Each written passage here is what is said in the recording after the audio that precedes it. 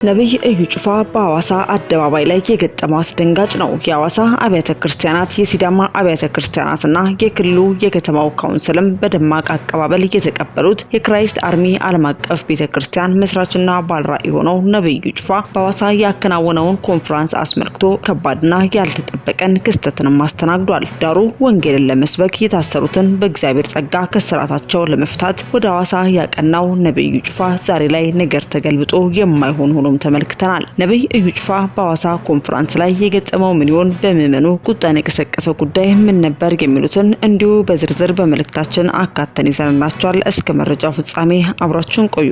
ሻሎም ሚዲያ የአገልግሎት አድማሱን በማስፋት የተለያዩ አማራጮችን በማዘጋጀት ላይ እንገኛለን።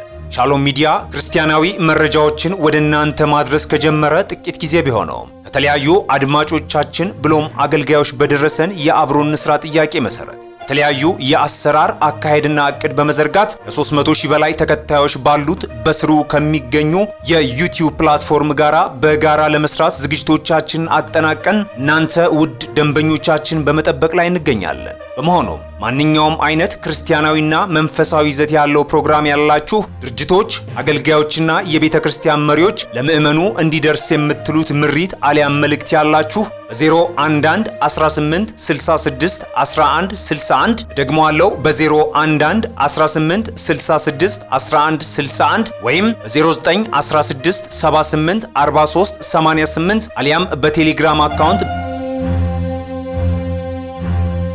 አድራሻችን ልታገኙን ትችላላችሁ። ሻሎም ሚዲያ የሚሰማው እጅግ አስደንጋጭ ነው። ነብይ እዩ ጩፋ በሐዋሳ አደባባይ ላይ የገጠመውስ ምን ጉድ ነው? በብዙሃኑ ዘንድ በስፋት እውቅናን ያካበተው በወንጌል አማኙ ብቻም ሳይሆን በሌሎች እምነት ተከታዮች ዘንድም ሰፊ ተቀባይነትን ያተረፈው ነብይ እዩ ጩፋ በሐዋሳ የገጠመው ያልተጠበቀም ሆኗል። በአንዳንዶች ዘንድ ተቀባይነት፣ በሌላ በኩል ደግሞ ነቀፌታን የሚያስተናግደው በትንቢታዊ አገልግሎቶቹ ዓለምን እንዲሁም ቅዱሳንን ተደራሽ ያደረገው ወንጌልን በተለያዩ ስርዓቶች የሰበከ በስራም በመስበክም ለበርካታ ወገኖችም የመኖሪያ ቤትን በማስገንባት የእናቶችን እንባ ያበሰው በአንዳንድ ወገኖች ዘንድ ጥቂት ነቀፌታን የሚያስተናግደው እጅግ ውብና ቅንጡ ቤተክርስቲያን ባለቤት የሆነው የክራይስት አርሚ ዓለም አቀፍ ቤተክርስቲያን መስራችና ባለራዕይ ነብይ እዩ ጩፋም እንደ ሁልጊዜ ተግባሩ ከሰሞነኛ ተረኛ ወደ ሆነችው የሲዳማ ክልል ሐዋሳ ከተማ ማቅናቱ ይታወሳል። ታዲያ በስፍራው ላይም አጀብ ጉድ ያሰኘ ለአንድ ባለስልጣን ሊደረግለት የሚገቡ አቀባበልም ተደርጎለት ተመልክተናል። ይሁንና የሐዋሳ አብያተ ክርስቲያናት የሲዳማ አብያተ ክርስቲያናት የክልሉና የከተማው ካውንስል በደማቅ አቀባበል የተቀበሉት የክራይስት አርሚ ዓለም አቀፍ ቤተክርስቲያን መስራችና ባለራዕይ በሆነው ነብይ እዩ ጩፋ ላይም ከፍተኛ ተቃውሞ ተነስቶበታል። የተቃውሞም አስቀድመው እጃቸውን ዘርግተው ከተቀበሉት ግለሰቦች የጀመረ ሲሆን ጉዳዩም ተባብሶ በአገሪቱ ላይ ከፍተኛ ባለስልጣናትን ጨምሮ መግለጫ እስከ መስጠት ያደረሰ መሆኑንም እንዲሁም ተመልክተናል። ይህም ከ3 ቀናት በፊት የሐዋሳን ምድር የረገጠው ነብይ እዩ ጩፋ ለሐዋሳ ከተማ ሰላምና ጸጥታ መናገሩን ተከትሎም ከሰሞኑ በርካታ ሐሳቦችን በማንሳት የሐዋሳን ህዝብን ወክሎም ሲናገር የሚደመጠው በአንድ ወቅት ላይ ዘማሪ የነበረው በሌላ ጊዜ ደግሞ ዘፋኝ ሆነው የሚረግጠውን በውሉ ለይቶ ያላወቀው ድምጻዊ ቶክቻ ዛሬም ነብይ እዩ ጩፋን አንተ የወንበዴ መንጋ የዘራፊ አለቃ ማጅራት መችነ ያልጨረስከው ቃል የገባው ነገር ካለ ተጠንቀቅ በማለትም ጉዳዩን ወዳልተፈለገ መንገድ በማስጮህ እጅግ አሳፋሪ ቃላትን በመጠቀም የዘለፋ ቃላትን ሲሰነዝርም አድምጠናል። በንግግሩም እንዳለው ከሆነ እዩ ጩፋ ራሱ ማን ነው? የወንበዴ ዋና የዘራፊ አለቃ ማጅራት መችም ነው? አሁን ላይ ወደ ሐዋሳ የመጣው እውነት የሲዳማን ህዝብ ሊያሸማግል ነው? እኔ ዛሬ ላይ አንድ ነገር እናገራለሁ። የሲዳማ ህዝብም ህልውናው የተጣለው በእነዚህ ቦዘኔ እጅ ነው። ከዚህ በፊት የሲዳማ ህዝብ ሲንከራተት እዩ ጩፋ የት ነበርክ? በጸሎት ላይ ጸልየ ታውቃለህን? ዛሬ ላይ የነሱ ፕሮፓጋንዳ ተቀላቅለህ የመጣኸው በማለትም እዚህ ላይ ያልገለጽናቸውን እጅግ አሳፋሪና ጸያፍ ቃላትን በመጠቀምም በነብይ እዩ ጩፋ ላይ ዛቻና ማስፈራሪያ ተመልክተናል። who is እዩ ጩፋ ማን ነው ራሱ? ምን ያህል እነዚህ ሰዎች የወንበዴ መንጋ እንደሆኑ ራሱ የምታውቀው who is እዩ ጩፋ? እዩ ጩፋ የወንበዴ ዋና የዘራፊ አለቃ አይደል እንደ እዩ ጩፋ? ማጅራት መቼዎች አይደሉ እንደ እነዚህ ሰዎች? አሁን እዩ ጩፋ ሊያሸማግል ነው የሲዳማን ህዝብ? እኔ ዛሬ አንድ ነገር ነው የምናገረው ወገኖች ስሙኝ፣ እየሰማ ያለ ይስማ። እነዚህ ሰዎች ያልጨረሱት ነገር አለ ማለት ነው። ወይ በጥይትኛ ረሽነው ሊጨርሱ ቃል የተገባቡት ኃይል አለ ማለት ነው። የሆነ ኪዳን የገቡት ሳምቲንግ እኔ አሁን ማለት ነው አኔ ሳሜላ አኔ ማለት ነው እኔ አሁን ዝም ብዬ ነገሩን ሳየው እነዚህ ሰዎች በቃ ተቆናጠው ለመቆየት የፈለጉት ስልጣን ፈልገው አይደለም የሆነ እዚህ ደረጃ አድርሰን እንወጣለን ብለው የገቡት ኪዳን አለ ከሆነ ቡድን ጋር ወይ ከሆነ እኔ አላውቅም እሱን ግን ሳምቲንግ አለ አካሉን ባላቅም ቡድኑን በስም ለይቼ በጥራት ወይ እንዲህ ነው እገሌ ነው ባልልም እንደዚህ የሆነ ነገር አለ። ለምን ይሄ ህዝብ በዚህ ደረጃ ካርታታ ሆኖ በዚህ ደረጃ አጥንቱ ገጦ ከስቶ አልቆ በዚህ ደረጃ ህልውናው ተረግጦ በዚህ ደረጃ አስንቀውን አሁንም እድሜያቸውን መቀጠል የሚፈልጉት there is something የቀራቸው ነገር አለ ማለት ነው። ያ የቀራቸውም ነገር ከዚህ በኋላ ሲዳማን መቅበር ነው የቀራቸው። ኦልሬዲ ቆፍረውታል፣ ጉድጓዱን ባጥንት አስቀርተውታል። መቅበር ነው የቀራቸው። ድንገት ለዚህ ነው እየታገሉ ያሉት እንጂ እነዚህ ሰዎች ስልጣን ከዚህ በኋላ ፈልገው ነው ብዬ አላስብም። ለምን ምንድነው አሁን እኮ ስልጣን ለመቀጠል እኮ የሆነ ነገር ሊኖር ይገባል። ምንድነው አሁን ምን ሊያርጉት ነው? ምን ሊሆን ነው ከዚህ በኋላ? አየ የተቀበሉት ተልኮ አንድ ምንም አይነት ስራ እንዳይሰሩ ነው። ምንም አይነት ልማት እንዳያለሙ ሲዳማ ውስጥ ሲዳማ የሚባል ብሔርን የማጥፋት ቋንቋውን፣ ባህል ሴክተሩን በደንብ መተውታል። እንዳንሰራራ አድርገው ቋንቋውን ባህሉ ሲመታ ባህል ነው ቋንቋ ሪፕሬዘንት የሚያደርገው ያንን መተዋል። የእድገቱን ማማ ስሩን ነቅለውታል። እያንዳንዱን ሴክተር መተውታል። ስፔሻሊ ሲዳማ የሚባለውን ነገር ሰርዘውታል ከመዝገብ ላይ። ሰውን እርቃኑን አስቀርተውታል። ስለዚህ ኮማኔ ጋቴውን ሰር ኖዳ ፎቴ ጣኖ ለደጋሻ ሲድነው የቀራቸው ነገር ስላለ ነው። ያልጨረሱት የቤት ስራ አለ ማለት ነው። አየህ ያልጨረሱት የቤት ስራ ድንገት ሊሆን የሚችለው አንድ እንደዚህ አይነት ትውልድ አለው ብለው ሲዳማን በፍጹም አልገመቱትም። ቢገምቱና ቢያስቡ ኖሮ ይህን ነገር አይጀምሩም ነበር። አላወቁንም ማለት ይሄ ነው። 4 ነጥብ። ምን እንደሚናገሩ ማያውቁ ሰዎች እንግዲህ ሰሞኑን እየተዘዋወረ ያለውን ነገር ምታዩት ነው። 30 ኪሎ ሜትር ምና እንደዚህ አይነት ሰዎች ናቸው እንግዲህ ይህንን ህዝብ አሳልፈው ተልትለው ገልበው ገርፈው ጨርሰውን ማለት ነው። አሁን መቃብር መግባት ሲቀረን ነው እግዚአብሔር ከሰማይ የደረሰልን። ለዚህ ህዝብ እግዚአብሔር ነው የደረሰው። በእኛ በልጆቹ እግዚአብሔር ደረሰ። ስለዚህ አሁን የትኛውን እግዚአብሔር ነው እዩ ጩፋ የሚያመልከው? ይምን አይነት እኮ የማፊያ ቡድን እኮ መንጋ፣ የጋንግስታር ቡድን። የሲዳማ ህዝብ ህልውና በእነዚህ ሰዎች እጅ ነው ያለው ማለት ነው። ዋች ኢት። የሲዳማ የዚህ ምስኪን ህዝብ የዚህ ሰፊ ኃያል ህዝብ ህልውና በእነዚህ በዘኔዎች እጅ ነው ያለው።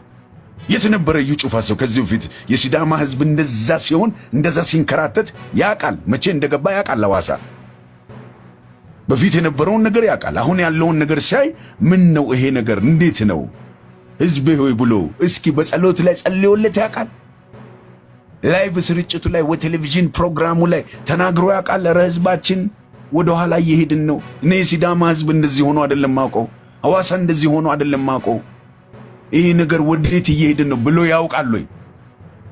ዛሬ ለነሱ ፕሮፓጋንዳ መጠቀሚያ አድርገው የሚያመጡት ወዲና ወዲያ ሲንጓለሉ ፎቶ የሚለቁት ምን እያሉ ነው እነዚህ ሰዎች?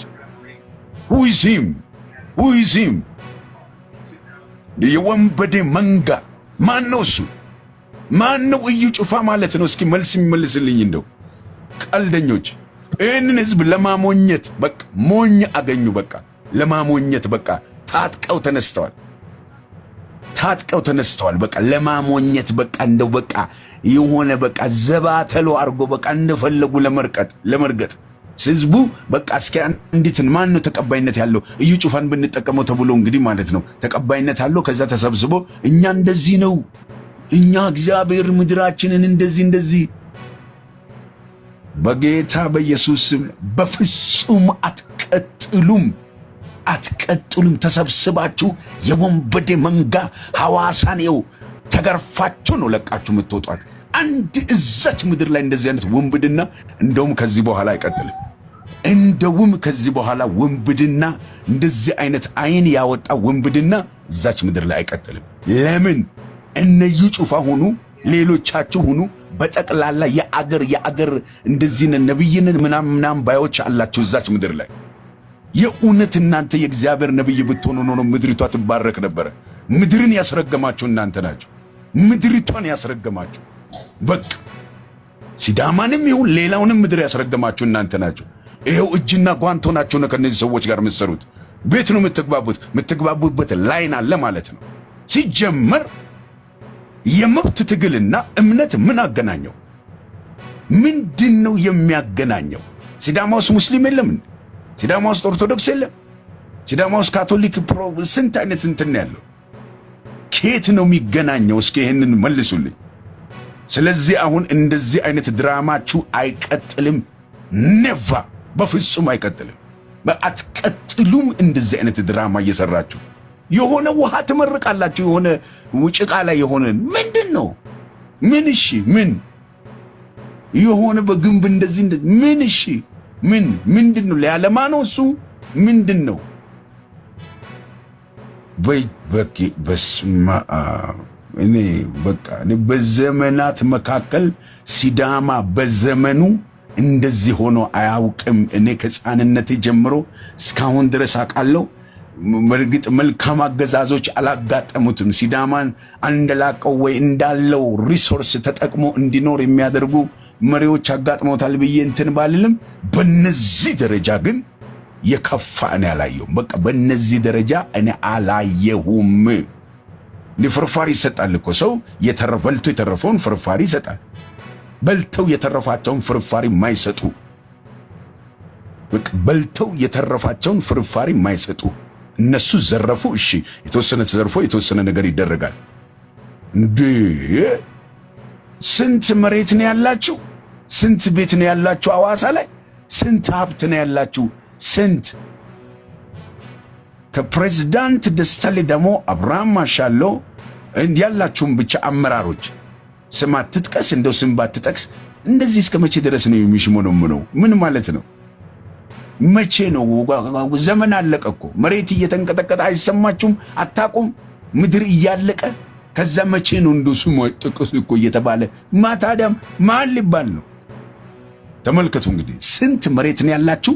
ስንት ቤት ነው ያላችሁ? አካውንታችሁ ስንት ነገር አለ?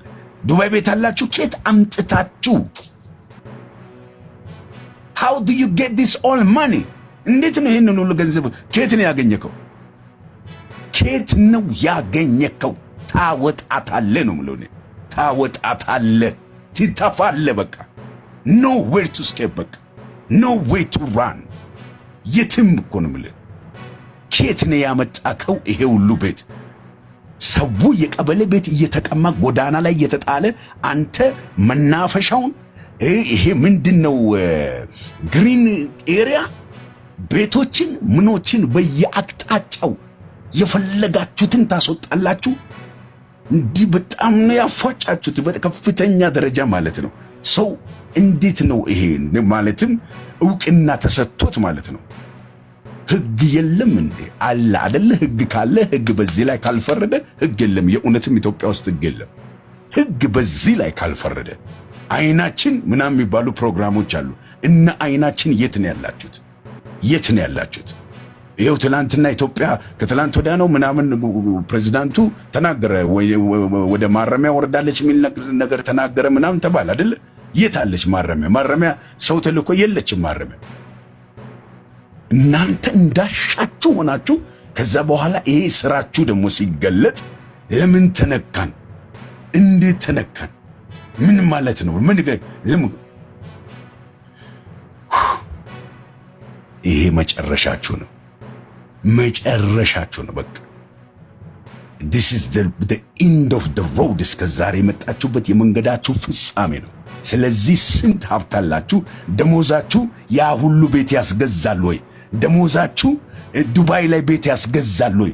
ደሞዛችሁ አሜሪካ ላይ ቤት ያስገዛል ወይ? አዎ ደሞዛችሁ ያ ሁሉ መሬት እና ቤት ያስገዛል? የሆነ እንትን መፈልፈያ ህንፃ በታሪክ አንዷንም አታገኟትም ነው የምለው። ብቻ እስኪ እንቀጥላለን። እስኪ በዚህ ዙሪያ ተናገሩ እስኪ ወገኖቼ። ሻሎም ሚዲያ የአገልግሎት አድማሱን በማስፋት የተለያዩ አማራጮችን በማዘጋጀት ላይ እንገኛለን። ሻሎም ሚዲያ ክርስቲያናዊ መረጃዎችን ወደ እናንተ ማድረስ ከጀመረ ጥቂት ጊዜ ቢሆነውም ከተለያዩ አድማጮቻችን ብሎም አገልጋዮች በደረሰን የአብሮን ስራ ጥያቄ መሰረት የተለያዩ የአሰራር አካሄድና እቅድ በመዘርጋት ከ300,000 በላይ ተከታዮች ባሉት በስሩ ከሚገኙ የዩቲዩብ ፕላትፎርም ጋራ በጋራ ለመስራት ዝግጅቶቻችንን አጠናቀን እናንተ ውድ ደንበኞቻችን በመጠበቅ ላይ እንገኛለን። በመሆኑም ማንኛውም አይነት ክርስቲያናዊና መንፈሳዊ ይዘት ያለው ፕሮግራም ያላችሁ ድርጅቶች፣ አገልጋዮችና የቤተ ክርስቲያን መሪዎች ለምእመኑ እንዲደርስ የምትሉት ምሪት አሊያም መልእክት ያላችሁ በ011 18 66 11 61 ደግሞ አለው በ011 18 66 11 61 ወይም በ09 16 78 43 88 አሊያም በቴሌግራም አካውንት አድራሻችን ልታገኙን ትችላላችሁ። ሻሎም ሚዲያ። ውድ የሻሎም ቲዩብ አድማጭና ተመልካቾቻችን ለሰዓቱ ያዝንላችሁ መረጃ ያደመጣችሁትን ይመስል ነበር። በሌላ አዳዲስ መረጃዎች እስከምንገናኝ መልካም ቆይታ።